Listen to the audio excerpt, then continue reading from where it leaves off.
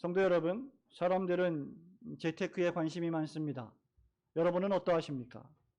사람들은 돈을 많이 벌 수만 있다면 지구 끝까지 쫓아가서라도 그 방법과 기술을 배우려 할 것입니다. 또한 사람들은 일반적으로 볼 때 미래를 대비하며 살아갑니다. 이런저런 계획들을 세우고 자신의 미래가 더욱더 화려하고 멋지고 안정적이기를 소망합니다. 이 세상에 수많은 보험회사가 존재하며 성황리에 운영되고 있음이 그것을 압도적으로 증명하고 있습니다. 우리는 건강보험이나 실비보험이나 또 화재보험, 각종 암보험, 생명보험에 가입하면서 혹시 모를 일들에 대비하며 살아갑니다. 그렇게 지출되는 가정경제의 지출 금액도 상당합니다. 심지어 어떤 사람들은 유언도 미리 작성하고 장례식까지도 미리 다 예약해 놓고 준비하는 사람도 있습니다. 하지만 이 사람들 가운데 그 어떤 것도 죽음 그 자체를 준비하는 사람은 없습니다. 죽음 그 자체를 준비하는 것은 더더욱 아닙니다. 사람들이 자신의 건강을 위하여, 재산을 위하여, 심지어 죽음 이후의 장례식을 위해서 여러 가지 보험에 가입하지만 그 무엇보다도 중요한 죽음 그 자체에 관해서는 아무런 준비도 하지 않습니다. 죽음이 우리 각개인을 찾아올 때 우리는 속수무책이며 아무것도 할 수 없다는 사실을 깨닫게 됩니다. 젊은 청년들은 죽음이 자기들과는 아무런 상관이 없는 것이라고 생각합니다. 나이 든 사람들은 아직 죽음이 멀리 있다며 애써 죽음을 외면하며 죽음을 준비하지 않습니다. 이런 방식으로 우리 모두는 죽음을 준비하며 살지 않습니다. 그런데 중요한 사실은 죽음이라는 것이 언제 어느 때 우리를 노크할지 모른다는 것입니다. 죽음이 우리에게 닥친다면 아무것도 할 수 없기 때문에 죽음이 오기 전에 항상 죽음을 준비해야 합니다. 그렇게 죽음을 준비했다면 이제는 죽기 전에 우리가 죽기까지 어떻게 살아야 할지, 죽음에 이를 때까지 어떻게 살아가야 할지를 생각하고 결정하며 계획해야 합니다. 죽음을 고려하지 않는 계획은 아무런 의미가 없을 것입니다. 그렇지 않으면 오늘 본문 말씀에 나오는 나인이라는 성, 나인이라고 불리는 마을에 살았던 한 어머니, 과부처럼 지독한 슬픔과 처절한 인생의 절망에 빠져 고통을 당하게 될지도 모를 것입니다. 오늘 저는 나인성의 절망과 희망이란 제목으로 복음전도 설교를 하고자 합니다. 이미 예수님을 구세주로 영접하고 직분을 받아 또 교회에서 여러 가지 일들로 섬기며 믿음으로 살아가는 성도들은 이 설교를 듣고 더욱 살아가는 동안 구세주를 의지하는 삶을 살게 되시기를 소망합니다. 또한 아직 예수님을 하나님의 아들 독생자이자 우리의 모든 죄를 용서하여 주시고 구원하여 주시는 죄인들의 구세주로 믿지 않는 분들이 계시다면 자신의 죄와 자신을 죽음으로부터 구원할 수 없는 무능력을 깨닫고 우리를 죄와 죽음에서 구원하여 주시는 주 예수 그리스도를 구주로 믿고 영접하는 결단이 있기를 소망합니다. 첫 번째로 구주 예수 그리스도를 믿고 진심으로 의지하지 않는 이 세상의 모든 삶은 질병과 죽음의 고통이라는 절망의 삶일 뿐이라는 사실을 우리는 늘 기억해야 합니다. 성도 여러분, 우리 11절과 12절 말씀을 함께 읽어봅니다. 시작. 그 후에 예수께서 나인이라는 성으로 가실새 제자와 많은 무리가 동행하더니 가까이 이르실 때에 사람들이 한 죽은 자를 메고 나오니 이는 한 어머니의 독자요 그의 어머니는 과부라. 그 성에 많은 사람도 그와 함께 나오거늘. 아멘. 누가복음 7장에서 우리 예수님은 어떤 백부장의 사랑하는 종의 병을 고쳐주셨습니다. 그리고 지금 예수님께서는 그렇게 사람들을 고쳐주신 이후에 다시 나인이라고 불리는 갈릴리의 한 작은 마을로 가고 계셨습니다. 예수님 뒤로 제자들과 수많은 무리들이 예수님을 따르고 있었습니다. 상당히 많은 무리들이 행렬을 이루고 나인성문을 향하여 가고 있었습니다. 그런데 나인성문 가까이 도착했을 즈음에 그 문을 통하여 사람들이 한 죽은 자의 관을 메고 나오는 것을 보셨습니다. 지금은 그런 장례식이 많이 없지만 우리 신앙의 선배들 또 우리 부모님 세대에는 상여를 메고 마을을 돌면서 장례식을 치르는 장면을 우리는 수시로 본 적이 있습니다. 마치 그런 것처럼 유대인의 장례식이 이렇게 긴 행렬을 통하여서 나인성문을 통과하여 나오고 있었습니다. 바로 고대 유대인들의 장례식 행렬의 모습을 우리는 지금 보고 있습니다. 죽은 사람은 어머니 하나밖에 없는 아들 독자였고 어머니는 남편이 없는 과부다라고 본문이 기록합니다. 역시 그 성에서 수많은 사람들이 이 장례식 행렬을 뒤따르고 있었습니다. 마지막 가는 길에 예의를 표하기 위하여 수많은 사람들이 이 과부 어머니 곁에 서 있었습니다. 유대인의 장례식에는 통상적으로 악기를 연주하는 이들과 전문적으로 죽은 이를 위하여 곡을 하는 사람들, 그리고 마을의 모든 사람들이 죽은 이를 향해 마지막 예를 표하기 위해 장례 행렬을 따라가는 것이 관례였습니다. 이 과부에 대해서는 알려진 바가 많지 않습니다. 남편은 일찍 여의었고 홀로 아들을 키웠던 어머니였습니다. 남편이 없는 이 어머니, 이 여인에게 하나밖에 없는 아들은 자신의 생명이었고 자신의 기쁨이었고 자신의 행복이었습니다. 자신이 살아가는 이유가 있다면 그 이유가 이 아들이었습니다. 이 여인은 그저 아들 하나만 바라보고 사는 사람이었습니다. 이 아들은 이 과부의 모든 것이었고 전부였습니다. 그런데 이 아들이 죽었습니다. 놀랍게도 성경은 이 아들이 어떻게 죽었는지, 정확히 몇 살에 죽었는지 묘사하지 않습니다. 그저 사람들이 한 죽은 자를 메고 나오니 라고만 기록하므로 이 과부의 집에 덮친 절망, 이 죽음의 참혹함과 쓸쓸함을 더해 주고 있습니다. 다만 14절에 이 아들이 청년이라고 기록된 것으로 보아 10대 이상은 되었을 것으로 보입니다. 모든 장례식이 슬프겠지만 아들을 먼저 잃은, 자식을 먼저 잃은 부모의 슬픔을 어떻게 묘사할 수 있겠습니까? 우리의 부모님이 돌아가셔도 우리는 슬픈데, 우리의 친구와 우리의 형제 자매가 돌아가셔도 우리는 슬픔이 그지없는데, 우리의 자녀들이 우리보다 먼저 죽는다면 그것을 보는 부모가 어떻게 고통을 당하지 않을 수 있겠습니까? 죽음은 슬픔입니다. 죽음은 아픔이요, 공포요, 절망입니다. 지난주에 제가 한치 건너 아는 어떤 집사님이 53세의 일기로 세상을 떠났습니다. 그런데 그날 그 아들의 죽음을 본 부친께서 심장 쇼크로 79세의 일기로 세상을 떠나서 동시에 아들과 아버지의 장례식이 치러지는 처참한 슬픔의 장면을 목격했습니다. 성도 여러분, 이것이 죽음의 권세입니다. 이것이 죽음의 아픔이요, 슬픔이요, 절망입니다. 사랑하는 이의 죽음은 또 다른 사람의 죽음을 낳는 비참함입니다. 우리가 육신적으로 죽지 않았다 할지라도 정신적으로, 심리적으로 우리는 사랑하는 사람의 죽음을 보고 우리도 죽어가는 것입니다. 우리 역시 지금까지 살면서 적지 않은 장례식을 치렀습니다. 우리 역시 가족을 장례에 지냈고 어머니와 아버지를 장례에 치렀고 친지와 친구들의 장례식에 참석하여 조문했습니다.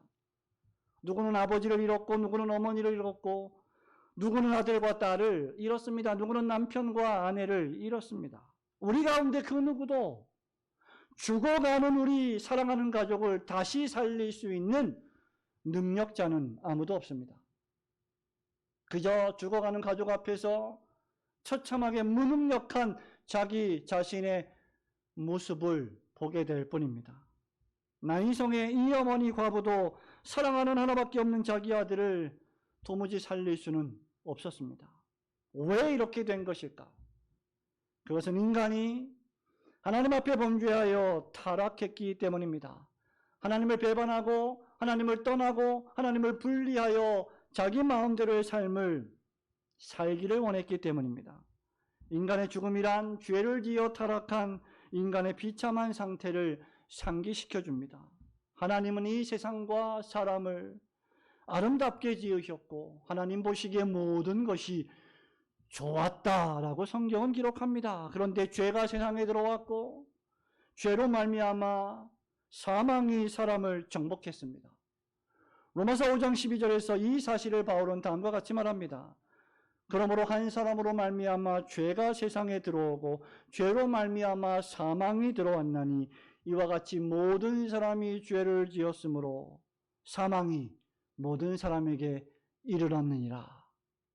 하나님이 우리에게 생명을 주셨지만 우리는 죄를 선택했고 그 결과 죽음이라고 하는 처참한 결과를 맞이했습니다. 만일 우리가 하나님께 반역하지 않았다면, 하나님 앞에 범죄하지 않았다면, 하나님의 말씀을 그대로 순종하며 하나님께 매사에 영광 돌리며 살았다면 우리는 죽음을 경험하지 않았을 테고 슬픈 장례식 따위는 더 이상 존재하지 않았을 것입니다. 하지만 인간은 하나님을 따르기보다 사단의 말에 귀를 기울였고 하나님과 같이 되어보려는 교만으로 자기 자신이 피조물이라고 하는 사실을 망각하고 하나님을 권좌에서 밀어내고 자신이 하나님 되어 자기 인생을 마음대로 살아보고자 했습니다. 이것이 인류가 만난 처참한 죄악의 상태입니다. 그 결과 죽음이라는 형벌을 당하게 되었습니다. 인간이 죄인이라고 하는 웅변적인 증거를 우리는 어디서 찾을 수 있을까요? 저와 여러분이 질병에 걸려 아파 노화되고 죽어가고 있으며 마침내 죽을 것이라는 사실에 있습니다. 그러므로 우리는 이 한 가지 사실을 꼭 기억해야 합니다. 우리가 사는 이 세상은 질병과 고통과 눈물과 슬픔과 죽음으로 가득하다는 것을 말입니다. 물론 우리의 삶에 기쁨도 있습니다. 잠시 잠깐 즐거움도 있습니다. 행복한 순간도 있습니다. 그러나 전반적으로 볼 때 인간의 모든 삶은 괴로움과 고난의 연속입니다. 모세가 고백했던 것처럼 우리가 70이요 강건하면 80이라도 우리의 인생의 내용은 괴로움과 수고와 슬픔뿐이요 신속히 가니 날아갑니다 라고 고백했던 것처럼 우리의 인생이라는 것이 그렇게 힘들고 고통스러운 것입니다. 우리도 아프고 늙고 죽어가고 있으며 죽을 것입니다. 여러분의 부모님들이 요양병원에서 죽음을 기다리고 있는지도 모릅니다. 그리고 이 질병과 죽음의 괴로움과 고통은 죄의 결과입니다.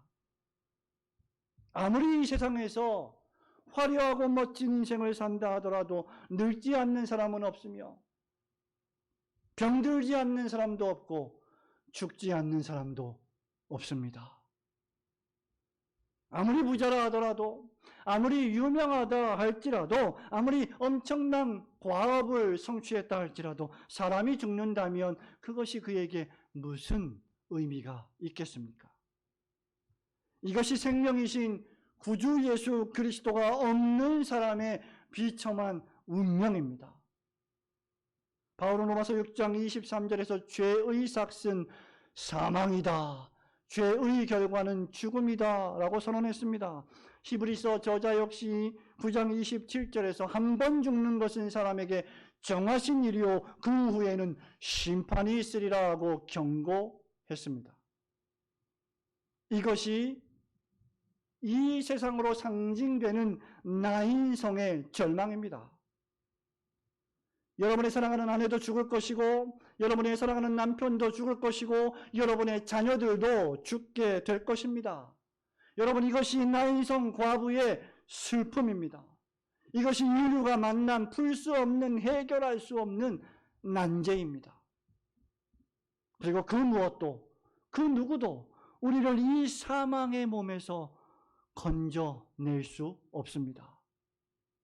그러므로 예수 그리스도를 믿고 의지하지 않는 사람의 인생이 얼마나 비참하고 허무한지를 깨달으시고 오직 생명이신 주 예수 그리스도만 믿고 의지하시는 성도들이 되시기를 주님의 이름으로 축원합니다.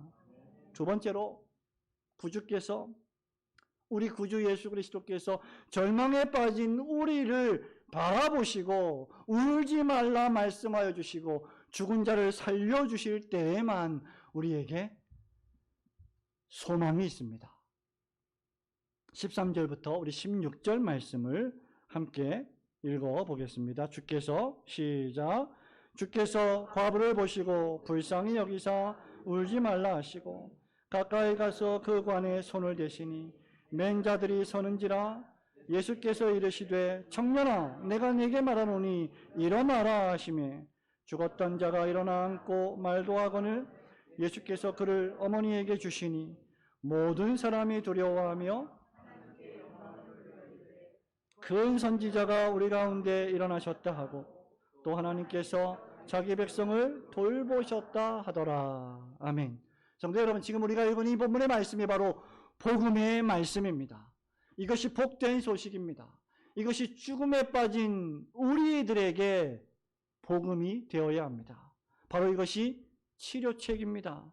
바로 이것이 죽은 자를 다시 살려내시는 주님의 치료법입니다. 이것이 죽음이라는 절망에 빠진 자를 생명과 부활로 바꾸시는 유일한 희망입니다. 여러분, 지금 이 장면을, 우리가 방금 읽은 이 본문의 말씀을 여러분 마음속에 한번 그림처럼 상상하며 그려보시기 바랍니다. 나인 성문으로부터 죽은 자를 메고 사람들이 나오고 있습니다. 그 옆에 가련하고 슬픔에 빠진 어머니 과부가 머리를 숙이며 걸어 나오고 있습니다. 수많은 사람들이 그 장례식을 따르고 있습니다. 이 과부는 얼마 전에 자기 남편의 장례를 바로 이 성문으로부터 치렀던 비참한 여인이었습니다. 이제는 자기 사랑하는 아들까지 장례를 치르고 있습니다. 그 나인 성문을 향하여 예수님과 제자들과 그 뒤에 허다한 무리가 동행하여 행진하고 계십니다. 죽음이 삼킨 절망의 장례식 행렬을 정면으로 생명의 주인이신 예수 그리스도와 그리스도의 제자들이 다가가고 있습니다. 여러분, 누가의 이런 묘사는 다분히 의도적입니다. 지금 주님은 사단 마귀의 죽음의 권세를 정면으로 맞서고 계십니다. 우리를 죄를 짓게 하고 죽음으로 내몰며 마침내 지옥 형벌로 빠뜨리게 하려는 사단 마귀의 행렬을 우리 주님은 복음으로, 십자가 죽으심으로, 십자가의 보혈로 맞서고 계시는 것입니다. 그 죽음의 권세에 사로잡혀 슬퍼하고 절망하고 있는 과부를 보셨습니다. 주님은 이 어머니를 불쌍히 여기셨습니다. 이 과부의 슬픔에 민감하셨습니다. 우리 주님은 우리가 당하는 고통, 사람들이 알지 못하는 우리의 작은 신음, 그 아픔, 그 어려움들의 모든 내용들을 모르시는 분이 아니요 동정치 못하실 분도 아니십니다. 이 과부는 남편을 잃었습니다. 그리고 지금은 아들을 잃었습니다. 이런 그녀를 불쌍히 여기시고 그녀에게 와서 울지 말라 명하십니다. 주님은 죽은 지 나흘이나 지나 돌무덤에 장사된 나사로의 누이들인 마르다와 마리아와 함께 눈물을 흘리시며 그들을 불쌍히 여기셨습니다. 예수님은 예루살렘을 향하여 눈물을 흘리시며 불쌍히 여기셨습니다. 누가가 이 말씀을 기록한 건 역시 우리 주 예수 그리스도께서 우리의 슬픔과 아픔도 불쌍히 여기신다는 사실을 알려주기 위함입니다. 예수 그리스도는 하나님의 독생자이시며 동시에 전능하신 감히 피조물이 범접할 수 없는 만군의 주 하나님이시지만 하나님의 백성들의 작은 신음과 아픔에도 민감하게 반응하시는, 그리고 우리의 외침과 기도를 들으시는 우리의 친구이자 우리의 구세주이십니다. 주님은 나인성 과부를 불쌍히 여기셨습니다. 그녀에게 울지 말라 말씀하십니다. 주님께서 이렇게 말씀하신 이유는 그 다음 말씀해 볼 때 명백합니다. 예수님이 가까이 오사 관에 손을 대시고 장례식 행렬을 멈추어 버렸습니다. 죽음의 행진을 멈추어 버렸습니다. 그리고 죽은 청년에게 내가 내게 말하노니 일어나라고 말씀하십니다. 그러자 죽었던 아들이 일어났습니다. 앉았습니다. 관짝 위에서 일어나 앉아 말도 하게 되었습니다. 예수님은 이 아들을 다시 슬픔에 빠진 어머니에게 돌려주었습니다. 성도 여러분, 방금 죽은 아들이 다시 살아나는 기적을 보았다면 그 어머니는 얼마나 기쁘고 놀라겠습니까? 여러분은 여러분의 사랑하는 아들이, 딸이 죽는다면 그를 살리기 위해서 무엇이라도 할 것입니다. 그런데 우리 주님께서 그 아들을, 그 딸을 다시 살려주셨다면 얼마나 엄청난 기쁨과 환희 속에서 살아가겠습니까? 이 어머니의 절망이 희망으로 바뀌었습니다. 이 어머니의 눈의 눈물이 기쁨의 눈물로 바뀌었습니다. 슬픔이 기쁨이 되었습니다.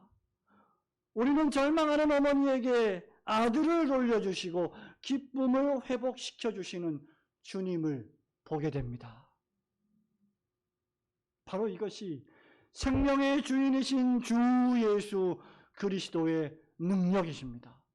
성삼위일체 두 번째 신격이신 예수 그리스도 성자 하나님의 능력이십니다.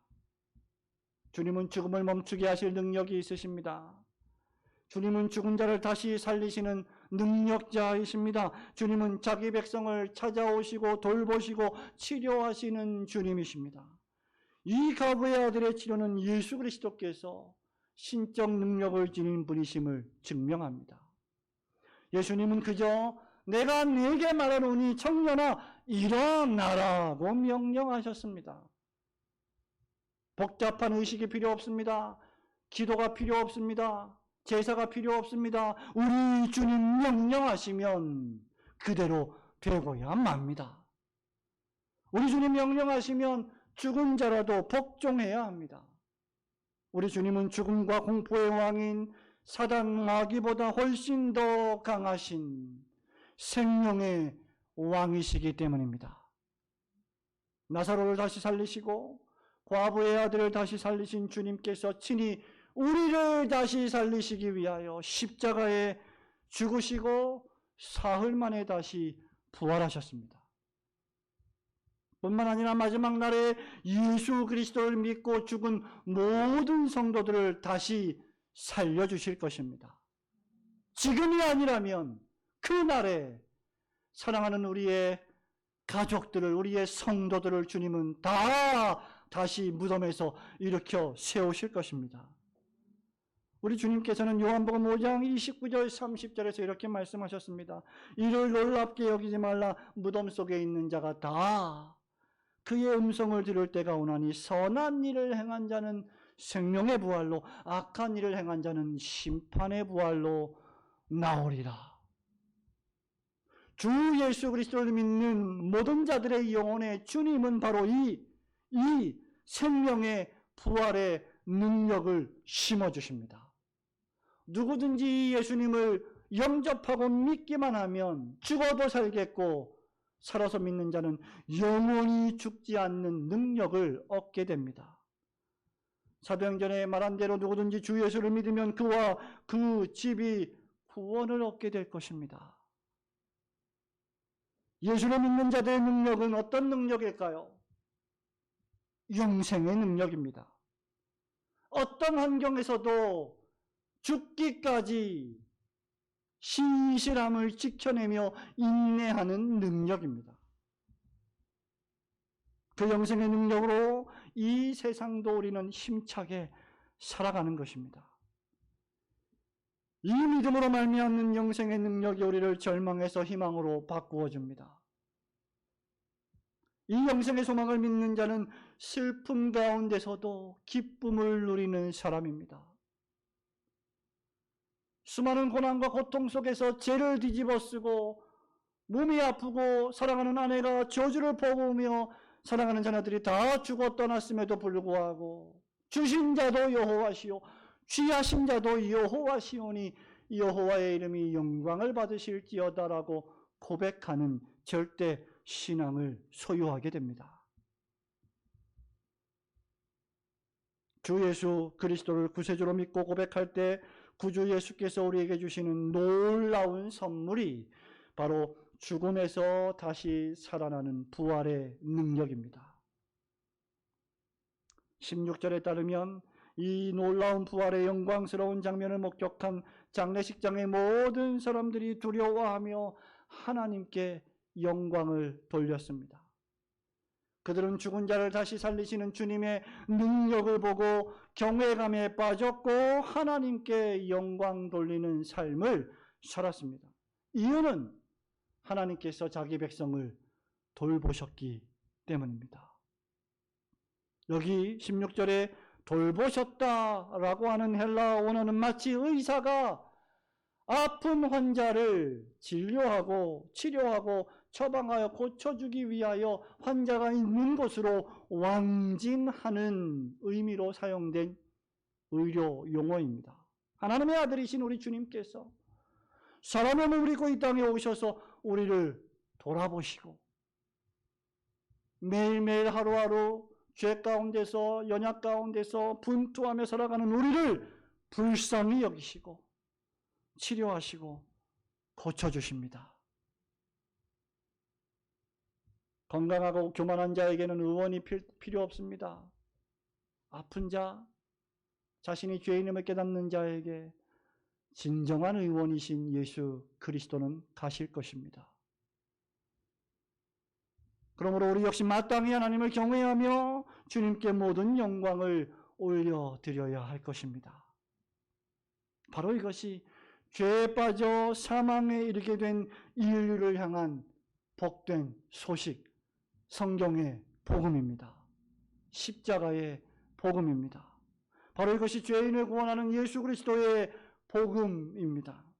바로 이것이 교회의 강단에서 선포되어야 할 복음이며 여러분이 매일매일 일상의 삶에서 만나는 모든 사람들에게 증언하고 증거해야 할 복음입니다. 우리 예수님은 증상 치료를 하지 않으십니다. 우리 예수님은 원인 치료를 하십니다. 내가 너에게 돈을 많이 주면, 내가 너에게 권력을 좀 주면, 내가 너의 집을 크게 만들어주면 네가 병을 고치겠구나. 그렇게 말씀하지 않았습니다. 이 세상의 돌팔이 의사들은 원인 치료, 근본적인 치료를 하지 않고 증상 치료만 합니다. 2해 전에 저는 고려신학대학원에 강의하러 가서 신원호 원장님과 원장실에서 잠시 커피를 마시며 교제할 시간이 있었습니다. 이런저런 얘기를 나누다가 건강 이야기가 나왔는데 우리 원장님이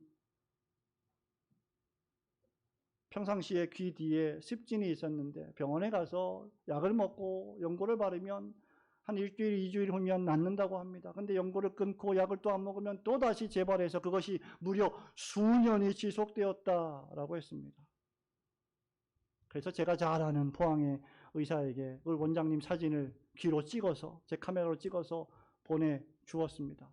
그것을 계기로 원장님은 포항의 병원에 가게 되었고 포항의 원장님의 진료로 단 일주일, 2주일 만에 그 습진이 완전히 치료가 되었고 더 나아가 평상시에 자신을 괴롭혔던 질병도 역시 치료를 받게 되는 놀라운 체험을 하게 되셨습니다. 돌팔이 의사들은 그저 상처를 심상히 고쳐주며 증상 치료만 하면서 괜찮다, 괜찮다, 평안하다, 평안하다, 너 그렇게 살아도 괜찮다, 너 교회에 예배만 잘 드려라, 너 세상에서 무슨 짓을 하든 어떻게 돈을 벌든 아무 상관이 없다, 누구를 만나든 괜찮다, 그냥 즐겨라 라고 말하면서 백성들의 상처를 심상히 여기고 치료하지 않습니다. 돈으로, 명예로, 권력으로 우리의 눈을 가려버리고 유혹합니다.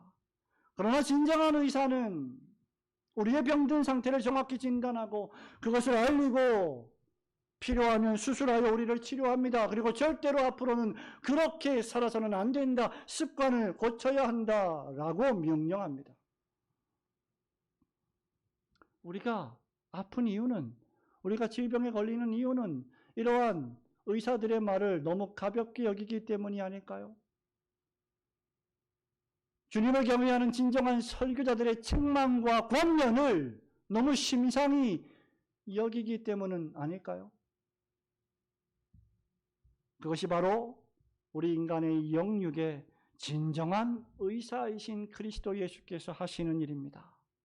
우리가 사람 앞에서는 가장할 수 있어도 예수 그리스도 앞에서는 벌거벗은 채로 드러나게 될 것입니다. 주님 앞에서는 숨길 것이 하나도 없습니다.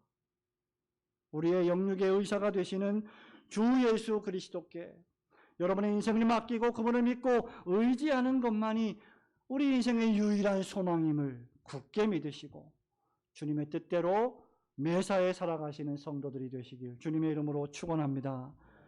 사랑하는 우리 성도 여러분, 주님 없는 삶은 절망과 암흑과 죽음뿐이지만 주님을 의지하며 주님과 함께 사는 삶은 희망과 광명과 생명의 삶이요 즐거운 삶입니다.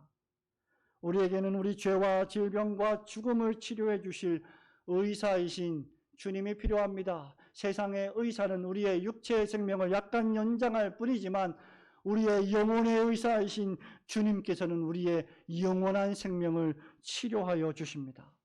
주님을 의지하며 살아갈 때조차 우리는 때때로 절망하고 슬퍼할 때가 있습니다.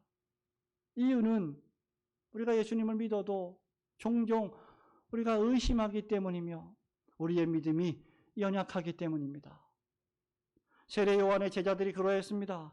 요한은 제자들을 불러 예수님께로 보내었습니다. 과연 예수 그리스도께서 그들이 기다리던 바로 그 구세주가 맞는지를 여쭈어 보라고 했습니다. 이때 주님은 제자들을 향해서 요한에게 가서 너희가 보고 들은 것을 요한에게 알리라고 명령합니다. 그것은 무엇입니까? 바로 맹인이 보며, 못 걷는 사람이 걸으며, 나병 환자가 깨끗함을 받으며, 귀먹은 사람이 들으며, 죽은 사람이 일어나고, 가난한 자에게 복음이 전파된다는 것이었습니다. 예수께서 오시고 나서 죽음이 정복되고 질병이 치료되는 놀라운 하나님의 나라가 임하는 사건들을 너희들이 보아라고 명령하신 것입니다. 오늘도 마찬가지입니다. 예수님을 구세주로 영접함으로 말미암아 우리의 가난한 심령에 천국이 임했습니다. 술주정뱅이가 술을 끊고 하나님을 섬기며 예배를 드리며 그리스도의 제자로 거듭나는 것을 우리는 목도하고 있습니다. 주님은 23절에서 누구든지 나로 말미암아 실족하지 아니하는 자는 복이 있도다라고 말씀하셨습니다. 이 구세주, 이 하나님의 아들 독생자 예수 그리스도를 끝까지 부인하고 믿지 않는 자들은 끝까지 믿지 않으므로 형벌을 당해 심판을 당해 지옥에 떨어지겠지만 자신의 죄를 회개하고 겸손히 주님을 영접하며 주님을 위하여 살아가는 자는 실족하지 않고 영생을 얻게 될 것입니다. 우리의 불신앙과 염려와 의심이 우리를 넘어지게 하는 것이지 예수님이 우리를 실족하게 하시지 않으십니다. 단 한 번도 예수님은 우리를 넘어뜨리지 않으십니다. 그러므로 누구든지 예수님께서 하신 말씀과 행하심을 믿는 자는 복이 있을 것입니다. 그 마음이 평안하고 새 생명의 용기로 충만하게 될 것입니다. 하나밖에 없는 독자 아들을 살려서 다시 과부에게 돌려주신 주님만이 우리의 유일한 희망이십니다. 여러분 가정의 유일한 소망이십니다. 아니 여러분이 죽음의 순간에 직면했을 때 여러분의 마지막 임종의 순간에 여러분 개인에게 유일한 소망입니다. 나의 죄를 용서해 주시고 오직 예수님을 하나님의 독생자로 믿으며 생명을 주시는 구세주로 믿을 때에만 나 인생의 절망이 희망으로 바뀌고 여러분의 인생의 절망과 슬픔도 희망과 기쁨으로 변하게 될 것입니다. 우리 주님에게는 불가능이 없습니다. 성도 여러분, 여러분을 위하여 기도하십시오. 여러분의 자녀들에게 이 부활의 복음, 생명의 복음을 전하십시오. 여러분의 자녀들이 주님의 음성을 듣고 청년아 일어나라, 그 음성을 듣고 일어나게 되기를 간구하십시오. 주님이 마지막 날에 죽은 자들에게 명령하실 것입니다. 청년이여 일어나라. 마지막 날에 우리는 더 이상 울지 않을 것입니다. 살아있는 자들에게 우리 주님께서 이제 울지 말라고 위로해 주실 것이기 때문입니다. 그 날이 오면 우리는 하나님의 나라에서 예수 그리스도와 영생하게 될 것입니다.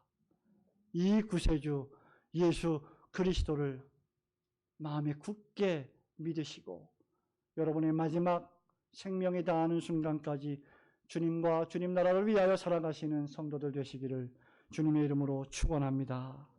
아멘.